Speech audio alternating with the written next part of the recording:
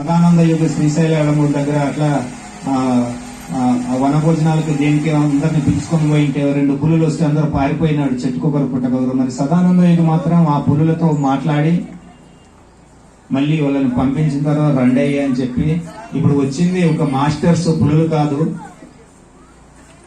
Masters వచ్చారు నా దగ్గరికి మాట్లాడి వెళ్ళిపోయారు అని చెప్పేసి. అలా మనము మానవులు ఒకటే కాదు, జంతు జాతి మీద కూడా మైత్రి భావన కలిగి ఉండాలి. ప్రతి జంతువు మీద స్నేహ భావన కలిగి ఉండాలి. అన్ని కూడా దైవ స్వరూపాలే.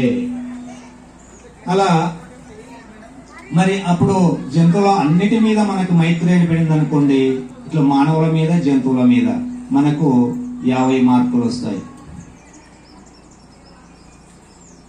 మనకప్పుడు 50 మార్కులు వస్తాయి. మరి ఇంకా 50 మార్కులు కావాలి అంటే ప్రతి పక్షి మీద మనము మైత్రి భావన కలిగి ఉండాలి. ఏ పక్షి అయినా సరే, అది కోడైనా, పావురమైనా, నెమలి అయినా, కాకి అయినా, కాకిని చూస్తే ఏదో చెడుగా అనుకుంటాం. ఏదో పక్షి అట్లా అరుచుకుంటా పోతుంది పైన ఒకసారి, అది అరిస్తే ఏదో చెడు అనుకుంటాం. కాదు, అదొక సందేశాన్ని ఇస్తుంది మనకు. తెత్తరతీకన ఏమంటారు దాన్ని, అది అరిస్తే ఏదో వేరేగా అనుకుంటాం మనం. అది ఒక సందేశాన్ని ఇస్తుంది మనకు. దాని పేరు మీద ఒక ఉపనిషత్తు ఉంది, తైత్తరోపనిషత్తు. తైత్తరోపనిషత్తు అని ఒక ఉపనిషత్తే ఒక సందేశాన్ని ఇచ్చింది ఆ పక్షి. మాండ్యూకోపనిషత్తు, మాండ్యూకం అంటే ఒక కప్ప ఒక ఉపనిషత్తుని ఇచ్చింది. ఇట్లా ప్రతి జీవి పైన మనకు మైత్రి భావన కలిగి ఉంటే అది సందేశం ఇస్తుంది. ఏది ఊరక మనలాగా అడ్డదిడ్డంగా చేయదు, పక్షి గాని జంతువు గాని.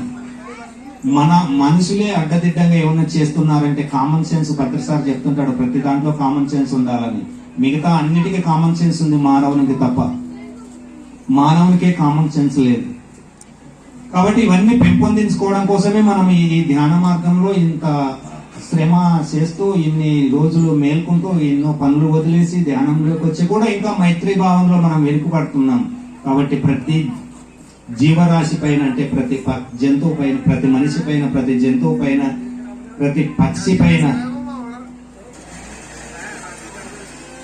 మైత్రి భావన పెరిగితే అప్పుడు నీకు 75 మార్కులు వస్తాయి. మళ్ళీ ఇంకా 25 మార్కులు తక్కువ ఉన్నాయంటే ప్రతి చెట్టు పైన, ప్రకృతితో, ప్రతి మొక్క పైన, అది ముళ్ళ చెట్టు కావచ్చు,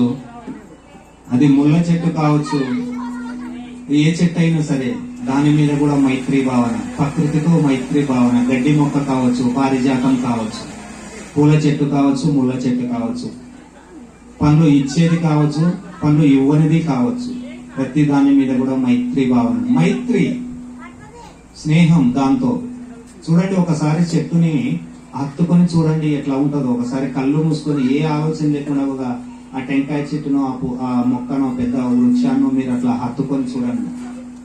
దాంతో ఒక 5 నిమిషాలు ధ్యానం చేయండి. ఏమనిపిస్తుందో తెలుస్తుంది, అది మీతో మాట్లాడుతుంది. ఆ వృక్షం మీకు సందేశాన్ని ఇస్తుంది.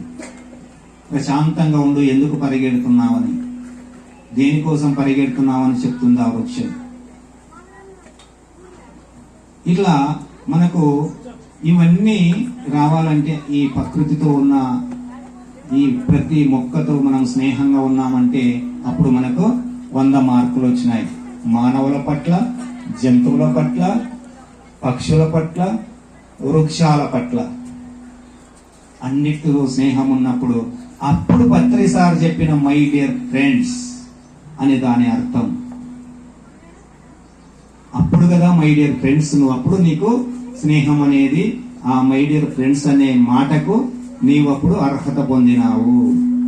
అంతవరకు మై డియర్ ఫ్రెండ్స్ అని వింటున్నాం, కానీ ఈ మై డియర్ ఫ్రెండ్స్ లో ఇంత అర్థం ఉంది. Okay master.